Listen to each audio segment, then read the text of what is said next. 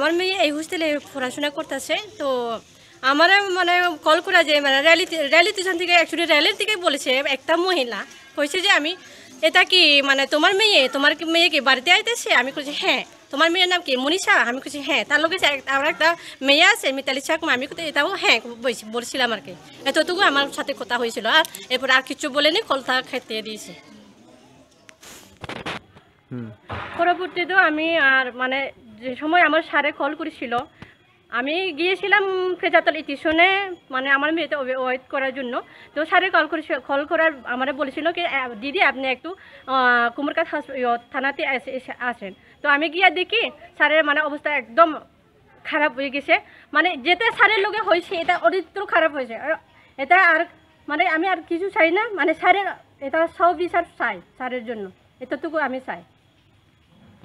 আমি যখন দুইজন স্টুডেন্টকে নিয়ে যাইতেছি, অলরেডি এই স্টুডেন্টগুলো যাওয়া একলা সম্ভব না, আমি ওদেরকে বাড়িতে পৌঁছানোর জন্য নিয়ে যাইতেছি। সেই সময়ে তেলিয়ামুড়া থেকে ট্রেন ছাড়ার পরে আর কিছুজন মহিলা এবং তৎসঙ্গে আরও কিছুজন পুরুষ আমার উপরে অত্যাচার শুরু করার মধ্যে আই কার্ড দেখতে চাই। আমি আই কার্ড দেখানোর পরেও তারা সেটা বিশ্বাস করেনি।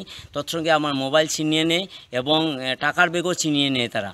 এরপরে এরকম করতে করতে মঙ্গিয়াকামি আসার পরে পুলিশ যখন আসে, পুলিশ আসার পর আমাদের ভেরিফাই করার পরে পুলিশ আমাদের ছেড়ে দেয়। ফির পুনরায় কুমারঘাট পৌঁছার সময় আর সেই আবার 200-250 জন আমার উপরে এবং মহিলা এই যে দুইটা স্টুডেন্ট ছিল স্টুডেন্টের উপরে আক্রমণ শুরু করার দুইটা স্টুডেন্টকে সরিয়ে নিয়ে আমাকে এখান থেকে আলাদাভাবে রাখার পর এরপরে তারা পুলিশ যে এত কঠিন পরিস্থিতি ছিল তাকে মারার জন্য আমার বিশেষ বারবার চেষ্টা করে।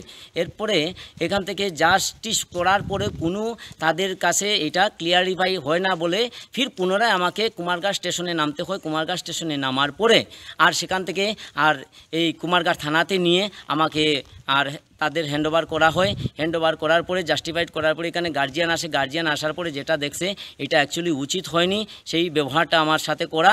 তো এখানের মধ্যে যারা বলছিল আমার উপরে অত্যাচার করেছিল, আমি এখানে বলবো যিনি সবচেয়ে বিশেষ ছিলেন এখানে সর্বাণী ঘোষ চক্রবর্তী, উনি কংগ্রেসের মহিলার বড় একটি পদে দায়িত্ব আছেন। তৎসঙ্গে যিনি মারার জন্য বারবার আক্রমণ করেছিল আমার উপর রূপা দাস রায়, উনি হলেন সদর জেলার আর আগরতলা সদর জেলার সভাপতি হিসাবে উনার উপর দায়িত্ব আছে সর্বাণী দাস রায়। উনি কিন্তু বহুত হ্যারাসমেন্ট করেছেন। তোর সঙ্গে যারা 250 জন ছিল এত হ্যারাসমেন্ট করেছে এটা বলার মতো না। আমি সেটাই একটা চাইতেছি। আমি আসার পরে যেটা শুনলাম অলরেডি স্টুডেন্টরা এরকম চলছে এখানের মধ্যে, আমি স্টুডেন্টও একটা জানান দিয়েছে এবং স্টুডেন্টের তরফ যে চলছে এটা আমি সেটা সহ্য করার মতো না এবং আমার উপরে যেটা চলছে সেটাও আমি কোনো প্রকারে মান্যতা নিতে যে সোশ্যাল মিডিয়াকে জানান দিতে চাই যে এরকম উল্টাপাল্টা নিউজকে এটা জাস্টিফাই না করে ওরাও ওনাদের স্প্রেড দিয়েছে।